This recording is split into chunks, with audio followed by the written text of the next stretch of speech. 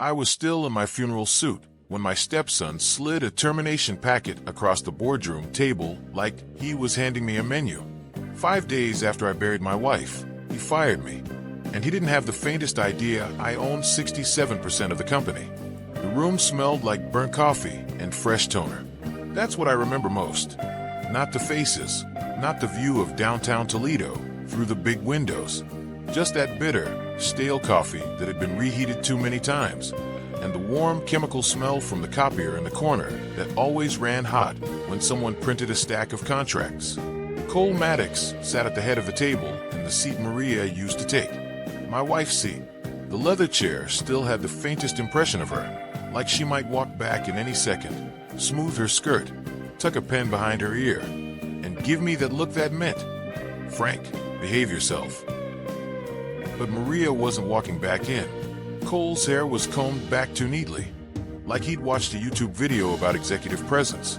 He wore a navy suit that didn't quite fit his shoulders, and a silver watch that looked brand new.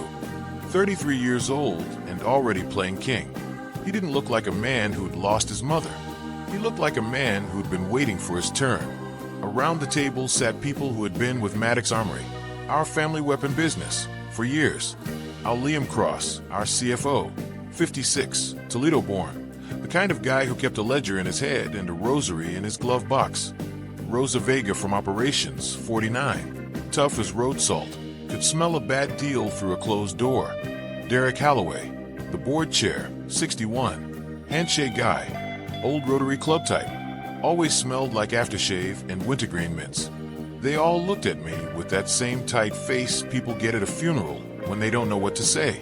Sympathy mixed with fear because nobody expected this meeting to be about firing me. Cole cleared his throat. It echoed a little in the room because nobody was talking. Even the HVAC seemed to hush, like the building itself was waiting. First, Cole said, and he clicked a little remote like he was about to start a PowerPoint. "I want to thank everyone for being here. I know it's been a difficult week." His voice had that practiced calm you hear in corporate videos, like he'd rehearsed it in the mirror. I sat there with my hands folded, black suit sleeves pulled down over my wrists. My tie felt too tight. It had been Maria's favorite tie. She'd picked it out for me at a little men's shop near Franklin Park Mall years ago. Said it made my eyes look warmer. This morning I tied it by muscle memory and grief. I wasn't thinking about board meetings.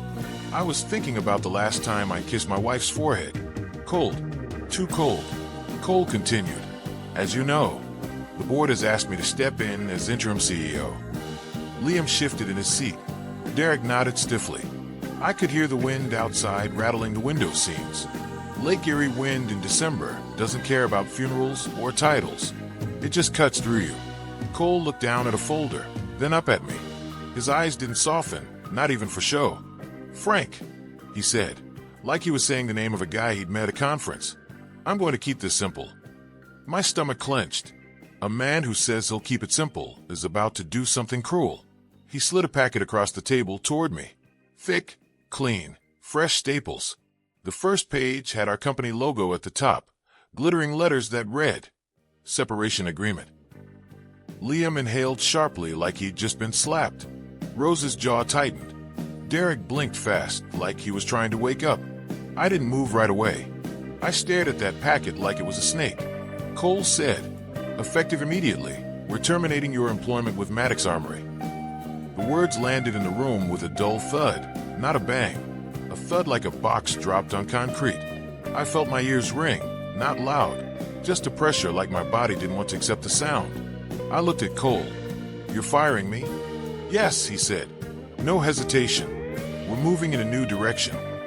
"A new direction?" I repeated, tasting the phrase.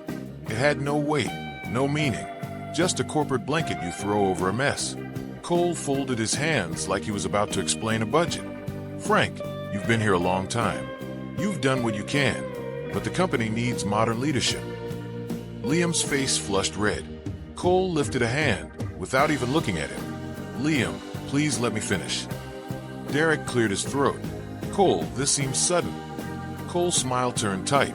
"Sudden? Frank, my mother passed away. That's sudden." And there it was. The first time he mentioned her, not as Maria, not as mom, but as a leverage point. He glanced at me again. "Frank, I'm sure this is emotional for you, but we have to consider optics." "Optics?" I said softly. "Yes," Cole said, leaning back in Maria's chair like he belonged there. "There's going to be a lot of change.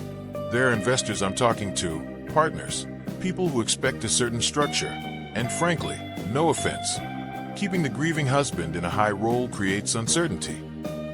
My hand stayed folded, but inside something hot started climbing up my chest. Not anger yet, not fully. It was grief turning into betrayal, like a bruise being pressed. Rosa spoke, voice low.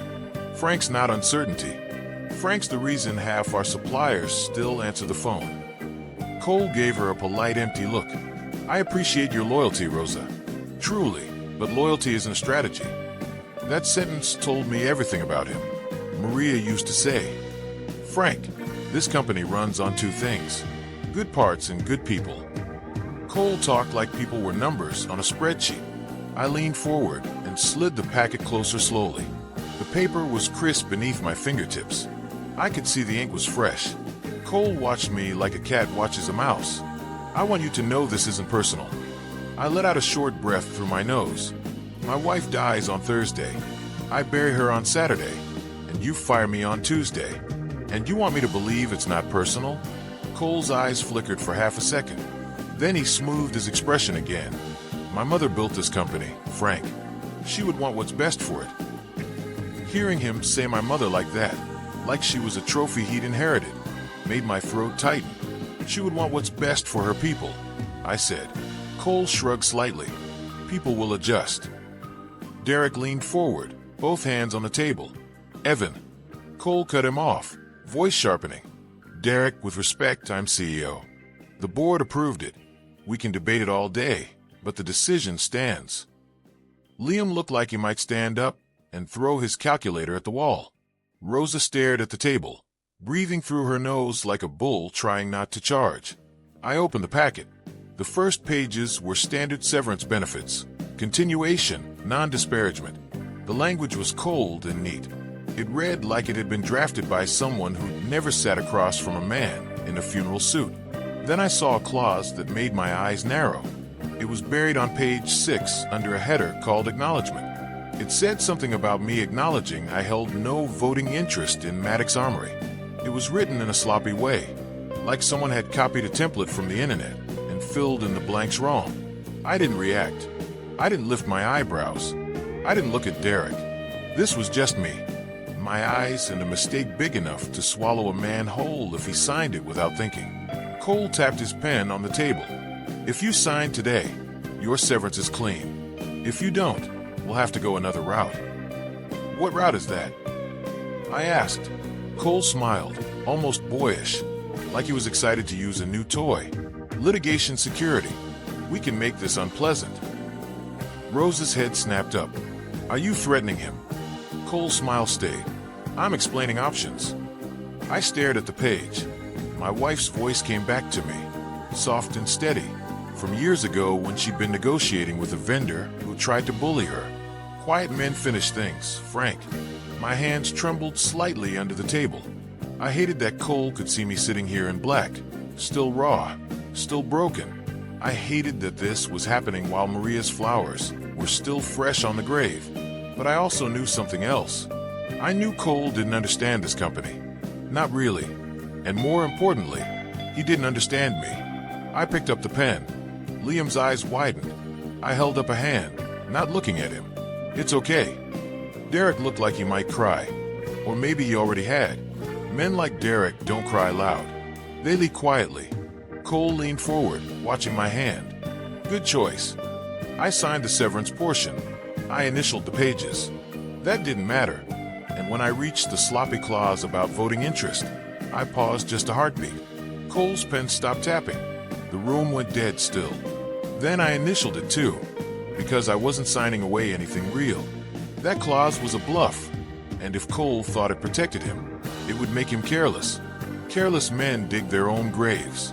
I slid the packet back toward Cole. He didn't say thank you. He just gathered it like he'd won something. "Security will escort you out," he said. I stood up slowly. chair scraping softly against the floor. My knees ached. 59 is old, but grief makes you heavy. It adds years to your joints. I looked around the room at the people who had built that place with me and Maria. Rose's eyes were wet. Liam looked furious. Derek looked ashamed. I didn't make a speech. I didn't beg. I didn't shout. I just said, "Take care of each other." Cole snorted softly like that was sentimental nonsense. Two security guys, both younger, both avoiding my eyes, walked me to the elevator. One of them held the door like I was a stranger in my own building. On the way down, I caught my reflection in the elevator mirror. Black suit, hollow eyes, tie slightly crooked. Widower. Fired man. When the doors opened to the lobby, cold air hit me as someone walked in from outside. Toledo winter slapped my face awake. I walked out to the parking lot, where my truck sat with a thin layer of frost on the windshield. A 2014 Ford F-150, paid off, not flashy. Maria used to tease me that I loved that truck more than my own bed. I scraped the frost with the back of my hand because the scraper was inside, and I didn't care. My fingers were numb by the time I got in. I drove home past the Maumee River, past brick buildings with old faded signs, past a billboard advertising furnace repair, and I realized something that hit me harder than the firing. Cole hadn't just fired me. He tried to erase me. When I got to the house, I sat in the driveway for a long time with the engine off, listening to the ticking sound as the metal cooled. Inside the house smelled like Maria's lavender detergent and the casserole someone from the church had dropped off 2 days ago. Life kept showing up in small, awkward gifts. I hung my coat in the hallway closet, the black suit coat, the one I'd worn to the funeral. And when I reached into the pocket, my fingers touched something small and cold. A brass paper clip. Maria's paper clip, the one she always kept on her desk, bent slightly like she'd straightened it 100 times. And wrapped around it was a yellow sticky note folded tight. I unfolded it with shaking hands. 2 lines in her handwriting, steady as ever. Blue folder, top drawer, if he ever tries it. My throat tightened so hard it hurt. For the first time since the funeral, I felt something other than grief. It wasn't joy. It wasn't relief. It was a quiet, steady kind of anger. The kind that doesn't shout. The kind that waits. The next morning, Toledo woke up gray and bitter. The kind of cold that seeps through walls and settles into your bones. Lake Erie wind rattled the siding like it had something to say. I stood in the kitchen holding a mug of coffee. I didn't remember making it. Staring at the spot on the counter where Maria used to set her purse every night. It was still empty. I hadn't slept. Every time I closed my eyes, I saw Cole sitting in her chair. Heard that word optics said like it mattered more than people. I carried the coffee into the living room and sat in Maria's recliner. I hadn't touched it since she died. It still smelled faintly like her hand lotion, lavender, and something else I could never quite name. Comfort and discipline somehow mixed together. I reached into my coat pocket again, just to make sure the paperclip was real. Brass, warm from my hand, bent in the middle. She used that thing for years, straightening it, bending it back, refusing to throw it away. Maria didn't waste things. Not paper clips. Not people. The blue folder sat exactly where Maria said it would be. Top drawer of her desk, in the spare bedroom we turned into a home office. The desk lamp was still angled the way she liked it, tilted just enough to cut glare off the paperwork.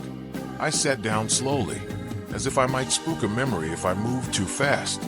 Inside the folder were documents I'd seen before, years ago, but never really looked at. Not like this. Voting trust agreement. Share transfer forms. Notarized. Dated. Filed. 67%. Maria had done it 7 years earlier, after one of Cole's rare visits home. I remembered the night now. How she had been quiet at dinner. How she'd stood at the sink long after the plates were clean. Cole asked me what the company was worth. She'd said finally. "That's not a crime," I told her. "No," she said, drying her hand slowly. But the way he asked it, it could be. I hadn't pushed. Maria didn't talk unless it mattered. Now, sitting alone in that room, I felt the weight of what she'd done. She hadn't done it out of spite. She'd done it out of fear. Not fear for herself, for the people who showed up every day and trusted the place would still be there tomorrow. I closed the folder and leaned back, chest tight. Owning 67% didn't make me feel powerful. It made me feel responsible and tired. I drove into town late morning, partly out of habit, partly because the house felt too quiet. The truck heater worked overtime as I crossed the Maumee River, gray water moving slow beneath the bridge. Toledo looked the same as it always did. Brick buildings, tired signs, people bundled up and getting on with it. I pulled into the lot of Rosa's Diner, a low place with fogged-up windows, and a sign that hadn't changed since Reagan was in office. Inside, it smelled like bacon grease, burnt toast, and coffee that had been sitting too long on the burner. Rosa herself waved me over without asking. "Black coffee." "Yeah," I said. She set the mug down hard, like she was angry on my behalf. News traveled fast in a town like this. Faster than email.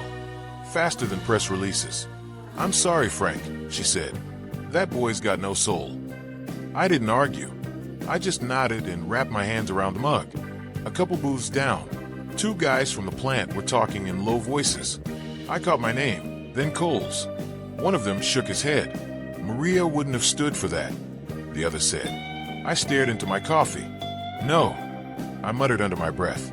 "She wouldn't." My phone buzzed on the table. A text from Rosa. "He's talking layoffs. Big ones. Says Monday." My stomach dropped. I typed back slowly. "Don't say anything yet. I'm on it." I didn't know exactly what "on it" meant yet, but I knew I couldn't walk away. Not now. Not with Maria's words still ringing in my head. After the diner, I drove past the plant. Shift change. Siren wailing low and long. Men and women poured out the doors. Collars turned up, lunch pails swinging. I recognized faces. People I'd known for decades. People who'd stayed when things were lean because they trusted us. Because they trusted her. I parked across the street and watched until the lot emptied. My hand was shaking again, not from cold, from the pressure building in my chest, from the knowledge that Cole could wreck all of this in a matter of weeks if nobody stopped him. I went to the cemetery in the afternoon. The ground was hard, the grass brittle. Maria's headstone was still new, the dirt around it darker than the rest. I knelt, knees protesting, and set the brass paperclip at the base of the stone like an offering. "I didn't ask for this," I said out loud. My voice sounded strange in the open air. "I just want to finish what we started." The wind picked up cold and sharp, cutting through my coat. I thought about the night Maria had looked at me across our kitchen table and said, "If Cole ever tries to erase you, don't let him erase our people." I stayed there longer than I meant to, until my phone buzzed again. Unknown number. I answered, already tired. "Frank Dalton." A familiar voice chuckled softly on the other end. "Still answering your own phone. Good sign." "Harold," I said. "Last I checked," he replied. "You free this afternoon?" "For you always." "Good," he said. "I don't like offices. Meet me at L's barbershop on Lasky. And Frank, bring the blue folder." I ended the call and stood there staring at Maria's name etched in stone. The grief was still there, heavy and raw, but underneath it, something else had taken shape. Resolve. Monday was coming, and for the first time since the funeral, I wasn't afraid of it. Lou's barbershop hadn't changed since the first Bush was in office. Same red and white pole out front. Same cracked vinyl chairs along the wall. Same corkboard cluttered with flyers for fish fries, gun raffles, and a faded notice about a VFW pancake breakfast from 3 months ago. I pushed the door open and a bell jingled overhead. The smell of talc and aftershave hit me right away. It was the kind of place where men talked quietly about things that mattered and loudly about things that didn't. Harold Clean sat in the last chair, halfway through a haircut, draped in a striped cape like a man who'd made peace with his surroundings. 72 years old, thick white eyebrows, wire-rimmed glasses perched low on his nose. He was reading a folded copy of The Blade, like it was still 1989. He looked up at me in the mirror and smiled. "Frank Dalton," he said. "You look like hell." "I feel worse," I said. Harold nodded. "That checks out." The barber, a thin guy named Lou, who'd probably been cutting hair since I had hair to cut, gave me a polite nod. Nobody asked questions. That was the rule in places like this. I sat down in an empty chair, the blue folder heavy in my coat pocket. Harold waited until Lou stepped away, then said quietly, "You still driving that Ford?" "Yeah, good. Means you haven't lost your mind." I huffed a weak laugh. "Cole fired me." Harold snorted. "I know you know fast. Toledo's small, and stupid doesn't stay secret long." Lou finished up and whisked the cape off Harold. Harold stood, brushed hair from his shoulders, and paid in cash. Then he nodded toward the back room. "Let's talk where the Clippers can't hear us." The back room was cramped, with a single metal table, 2 folding chairs, and a coffee pot that looked older than both of us. I pulled the blue folder out and set it on the table. Harold didn't touch it right away. He just looked at me. "You sure you want to open this door?" he asked. "I think my wife opened it 7 years ago," I said. "I'm just walking through." Harold nodded once, then opened the folder. He read slowly, carefully. His face didn't change much, but I could see the gears turning behind his eyes. He flipped pages, checked dates, ran a finger over notarized stamps like he could feel their weight. Finally, he leaned back. "Well," he said, "I'll be damned." I swallowed. "That good or bad?" "That's airtight," he said. "Voting trust, share transfer, properly filed. 67%, clean as a church ledger." My chest loosened a fraction. "He doesn't know." Harold's lips twitched. "No, and that's the best part." He closed the folder and tapped it with one finger. "Cole's running around thinking he inherited a throne. What he's actually got is a folding chair with one leg missing." I almost smiled. Almost. But Harold continued, raising a finger. "This only works if you don't get impatient." I leaned forward. "He's talking layoffs."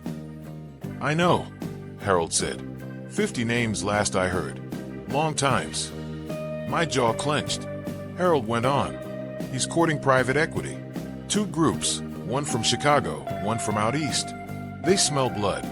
"What kind of blood?" I asked. "Benefits, supplier contracts, pension obligations," Harold said. "All the things your wife protected." My hands curled into fists under the table. "He's already started filing paperwork," Harold added. "Governance changes, non-voting share issuance, legal gray stuff that scares banks and confuses boards." "So I stop him," I said. Harold shook his head slowly. "Not yet." I stared at him. "Harold, you stop him too soon," he said, cutting me off. "And he knows you have leverage." Then he starts digging, emergency meetings, mental fitness nonsense. He paints you as the grieving widower who's lost perspective. I hated how right he sounded. "So what do I do?" I asked. Harold folded his hands. "You let him talk. Let him pitch. Let him show everyone who he really is." I exhaled slowly through my nose. "That feels like letting him hurt people." Harold's eyes softened. "Frank, I've known you 30 years. You're not a man who enjoys watching damage, but timing matters. Justice isn't just about being right. It's about being undeniable." I thought of Rosa, of the guys at the plant, of Maria standing at the sink drying her hands. What if he pushes it through before Monday? I asked. "He won't," Harold said. "He wants the spotlight, wants the big meeting, wants witnesses." I rubbed my temples. My head throbbed a dull pressure that pulsed with my heartbeat. "He's already trying to freeze me out," I said. "Bank access, security." Harold nodded. I heard.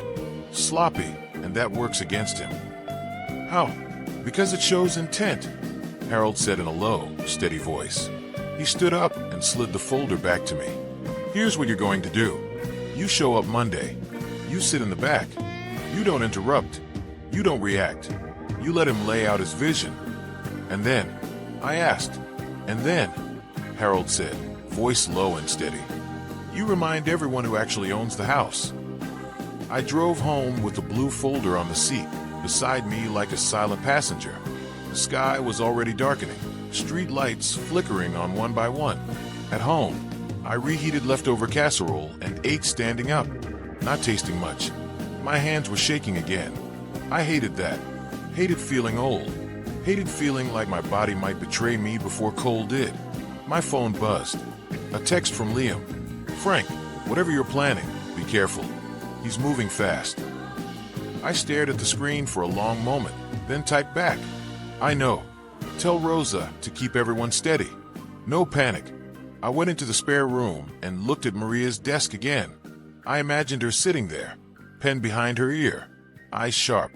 Quiet men finish things, I said out loud. Monday was 3 days away. Cole had no idea how deep the hole was getting.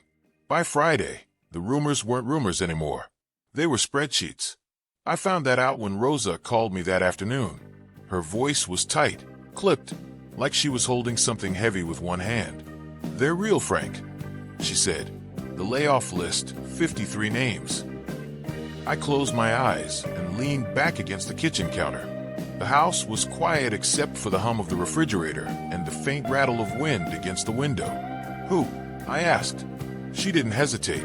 That was what hurt most. Tom, Riley, both maintenance guys from Bay 2. Sharon in purchasing. 3 of the shipping crew. People with 20, 30 years. I pictured their faces. I could see Tom's hands always blackened, no matter how much he scrubbed. Sharon's laugh when someone brought donuts. Men and women who showed up in snowstorms and heat waves because they believed the company would take care of them the way they took care of it. When do I tell managers? I asked. Monday, after the board meeting, Rosa said. My chest tightened. Half of the board didn't even know yet.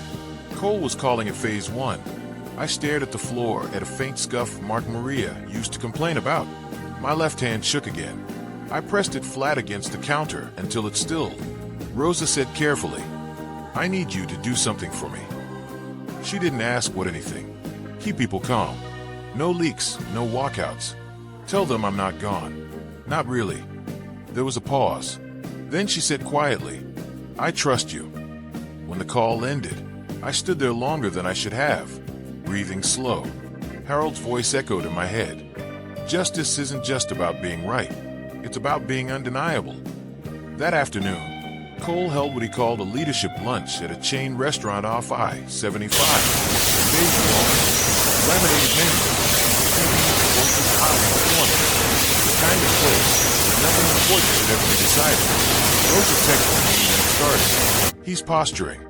I drove over anyway and parked across the lot. I told myself I was just observing, that I wouldn't go in. I went in. I took a seat near the back, hat pulled low, ordered water. I didn't drink. Cole stood near the bar with a small crowd of managers, talking loud enough to be heard. We can't run this place like a museum, he said, smiling. Nostalgia doesn't pay invoices. A couple people chuckled nervously. Cole went on. The old guard had their time. Now it's about efficiency, streamlining, making tough calls. My jaw clenched. My heart started pounding hard enough that I could feel it in my throat. I pictured Maria standing in the plant, sleeves rolled up, listening to workers like they mattered. Cole laughed. Frank never understood that. That did it. I stood up before I realized I was moving. Rosa caught my eye from across the room and shook her head, just once. A warning. My hands were trembling. My vision narrowed. I heard Maria's voice, not loud, just steady. Quiet men finish things. I sat back down. Cole kept talking about right sizing, fresh blood, how emotions cloud judgment. I left before he finished. Outside, the cold slapped my face and grounded me. I leaned against my truck, breathing hard, ashamed of how close I'd come to blowing everything. That night, I didn't sleep. My head throbbed, a dull pressure creeping behind my eyes. Around 3 a.m., I checked my blood pressure with the cuff Maria insisted we keep in the bathroom. It was higher than it should have been. I sat on the edge of the tub, elbows on my knees, and laughed quietly. Not because it was funny, but because it was so damn human. 59 years old, heart pounding, trying to outlast a kid with a spreadsheet. So they wanted called an emergency pre-meeting tonight. Board chair and outside counsel was trying to lock votes before Monday. I stared at the message. Harold had warned me about this. The urge to act surged again, hot, immediate. I called Harold. He's pushing it. I said, I know. Harold replied, calm as ever. And that tells me everything. He could railroad this tonight. He won't, Harold said. He needs Monday. He wants witnesses. He wants to look like a visionary. And if I step it now? I asked. You give him an excuse, Harold said. Right now, he looks like a kid playing dress-up. Monday, he looks like a liability. I closed my eyes. My head ached. My hands were steady now, but my chest felt tight. I hate waiting, I said. I know, Harold replied. That's why this works. Sunday night, I laid out the suit Maria bought me for our 10th anniversary. Dark gray, nothing flashy. I slipped a brass paperclip into the inside pocket and held it there a moment, grounding myself. My phone buzzed again. Unknown number. Security will be present at tomorrow's meeting. I smiled for the first time all week. Good, I said to the empty room. Let them watch. I turned off the light and sat in the dark, listening to the house settle. Monday was hours away. Cole was running out of room. Monday morning came in hard and cold. The kind of Great Alito day that presses down on you before you even step outside. The wind off Lake Erie cut through my coat as I crossed the parking lot. The flag out front snapping sharp and loud. I paused for half a second, hand on the door handle, and took one slow breath. Quiet men finish things. Inside, the building smelled the same as it always had. Cleaner coffee, faint oil from the warehouse side. Familiar, steady. I signed in with security, like I was a visitor in my own house.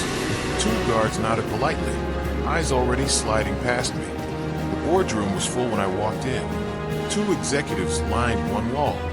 Board members sat stiff-backed around the table. On the screen at the far end, little boxes blinked to life as Zoom connected private equity reps in crisp offices and a couple of outside attorneys. And I noticed a local business reporter, the byline I'd read more than once in the Blade. Cole stood at the head of the table, hands braced on the polished wood. Smiling like this was his wedding day. I took a seat in the back, exactly where Harold told me to sit. Worn leather envelope heavy in my lap. I folded my hands over it, pulse thudding in my ears. I let it. I wasn't trying to look calm. I was trying to be still. Good morning, everyone, Cole said, voice bright. Thank you for being here. Today is about the future. He clicked the remote. A slide popped up, bold fonts, sleek arrows, words like transformation and growth. 20 minutes straight. Efficiency. Modernization. Right-sizing the workforce. Sentimentality, holding the company back. I watched faces as he spoke. Liam's jaw set tighter with every sentence. Rita didn't look at the screen at all. Dennis stared at his hands. And that brings us to phase 1, Cole said, smiling wider. Strategic workforce reduction. A murmur rippled through the room. On the Zoom screen, one of the PE reps nodded like this was all perfectly reasonable. Cole didn't flinch. These decisions are never easy, he said, like he'd practiced that line. But leadership means making hard calls. My chest tightened, fingers curled around the envelope. Which is why, Cole continued, I'm calling for a vote to approve the partnership and authorize the governance changes. He looked around the table, confident, hungry. Before we vote, I said. The room froze. Every head turned. Cole blinked, surprised, then laughed softly. Frankie, he said, like I'd interrupted a toast. This is a board meeting. I stood anyway. My knees protested, but they held. My voice came out steady. It is, I said, which is why I need to correct something. Silence stretched. Cole's smile thinned. Sit down, he said. I didn't. I walked to the table and set the leather envelope down in front of him. The sound it made wasn't loud, just a soft, final thump. I won't take long, I said. I know you're eager. Cole's eyes flicked to the envelope, then back to me. Frank, you were terminated. You don't have standing here. I glanced at Dennis. Would you like to tell him, or should I? Dennis swallowed, said nothing. I nodded toward the screen. Counsel's present. Good. Open it. Cole hesitated, then laughed again, sharp this time, and flipped the envelope open. Harold's associate, sitting quietly along the wall, cleared his throat and tapped the laptop. Documents filled the screen. Stamps, dates, signatures. I let the silence do the work. I hold 67% of the voting shares of Maddox Armory, I said. No shouting, No anger, just the words. 3 seconds. Nobody spoke. On the Zoom screen, one of the PE guys leaned closer. The reporter's eyes widened. "That's not possible," Cole said finally. His voice cracked just a hair. I shrugged. "It is. You were an employee." Cole snapped. "Employment isn't ownership." "And that clause you slipped into the severance?" "Sloppy," Harold said calmly from the side. Cole turned white. "You knew," I said. "I prepared." "There's a difference." He tried to recover, hands moving now. Even if this is true, we're still voting today." "No," I said gently. "You're not." I turned to the board. "Before you decide anything, I want to ask a question. What do you think this company's core value is?" Cole opened his mouth, closed it, tried again. "Innovation agility," he said. He added, reluctantly, "shareholder value." I nodded slowly. Maria used to say it was people. Rita's breath hitched. I faced the room. This partnership pauses effective immediately. Layoffs are suspended. Cole's authority as CEO is revoked as of now. The words landed like a gavel. Dennis exhaled shakily. Hands went up one by one, some hesitant, some relieved. Cole stared around the room, stunned. "You can't." Security stepped closer. Not rough, just firm. I leaned in just enough for him to hear me. "You planned this," he hissed. "No," I said. "You did." He was escorted out past the glass wall, where employees had gathered watching. No shouting, no drama, just the quiet collapse of a man who'd mistaken noise for power. When the door closed, I finally sat down. Hands shaking, I didn't hide it. My phone buzzed, a message from Rita. "They're cheering on the floor, Frank." I closed my eyes and breathed.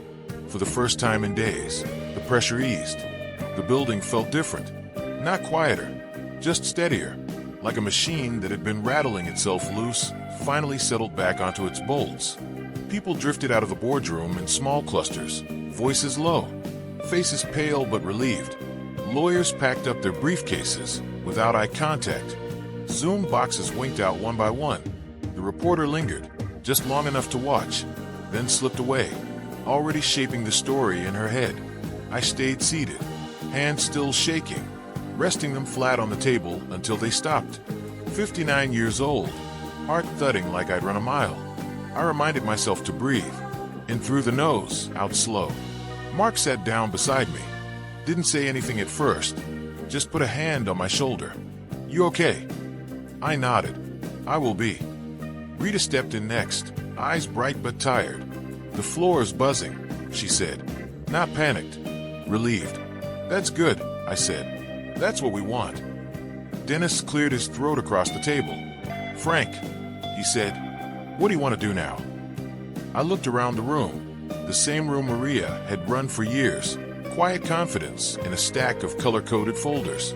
I could almost see her there, pent tucked behind her ear, watching to make sure nobody missed a detail.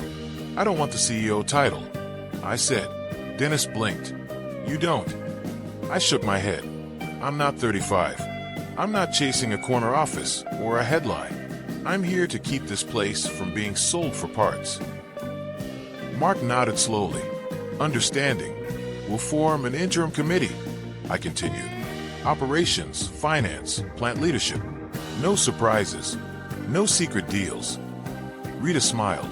"That sounds like Maria." The name landed soft and heavy at the same time. That afternoon, I walked the floor. Not an announcement, not a victory lap, just walking. People stopped what they were doing when they saw me. Some nodded, some smiled. Tom Riley stepped forward, hands rough and blackened like always. "Is it true?" he asked quietly. "About the layoffs." "They're off the table," I said. "We'll do this the right way together." Tom let out a breath I didn't think he'd realized he was holding. "Thank you, Frank." I shook his hand. It meant more than any vote ever could. By the end of the week, things settled into a new rhythm. Not perfect, not easy, but honest. Cole's name stopped coming up after a while. Around here, reputations don't die loudly. They just fade. People remember who showed up, who didn't, who treated the place like a line on a resume instead of a living thing. We reached a quiet settlement. No fireworks. No apologies. Cole walked away with a modest severance and a clause keeping him from interfering or rewriting the story. Not punishment. Closure. One evening, long after everyone else had gone home, I sat alone in Maria's old office. Made tea the way she liked it. 2 minutes, no more, no less. Sat in her chair and looked out the window toward the plant. The last lights glowing against early winter dark. Shift change sirens sounded in the distance, low and familiar. I reached into my pocket and pulled out the brass paperclip. Bent. Ordinary. Perfect. You trusted me. I said softly. I didn't mess it up. The grief was still there. It always would be. But it wasn't sharp anymore. It had edges now. Shape. Meaning. I locked up the office and stepped outside. The air was cold. Clean. Toledo cold. The kind that wakes you up. As I drove home, I thought about how close I'd come to losing my temper. How easy it would have been to let anger decide the timing. Maria was right. Quiet men finish things. If this story struck a nerve, if you've ever been pushed aside, underestimated, or blindsided by someone who thought you were done, I hope you remember this. Patience isn't weakness. Sometimes it's strategy. Sometimes it's respect. And sometimes it's the only way justice gets done right. If you found something familiar here, take a moment, share your thoughts, pass this along to someone who might need to hear it. And if you want more stories like this, stories about resilience, fairness, and finishing things the right way, consider staying with us. Thank you for listening.